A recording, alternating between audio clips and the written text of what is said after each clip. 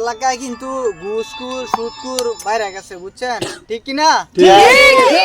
সুদ মনে করে দেও হারাম, নেও হারাম।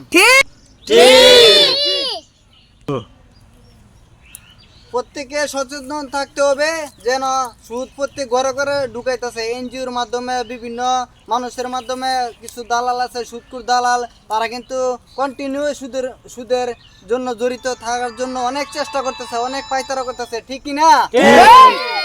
সুদের বয়ান করতে গিয়ে যদি আমার চাকরিও চলে যায় তাও আমার কোনো সমস্যা নাই, আল্লাহ তাআলা আমাকে খাওয়াবেন। ঠিক আছে না? ওই সুদ খাবেন? এই ক্ষমা করো তোমার কথা। কিসে? এই মসজিদের সভাপতি আমি। সরস্বতীও ঘিয়েছে তো। আমার কথা আগে শুনে নিন। বলেন। আমি মসজিদের সভাপতি। তো আপনারা সুদের বিরুদ্ধে আর ঘুষের বিরুদ্ধে ওয়াজ করবার লাগে আপনারা কেডা লাগাই দিছে আমার পিছনে? আমার ইমানই দায়িত্ব সুদের ঘুষের বিরুদ্ধে কথা বলা। আপনি হাসা করে বলেন আমি যে ঘুষ খাই এটা আপনারা কইছে কেডা? না, আপনি ঘুষ খান না কেন আমি তো জানি না। তো না জানলে আমার দায়িত্ব আজকে তো। আছো কত বিষয় মাদক আছে, কত বিষয় আছে।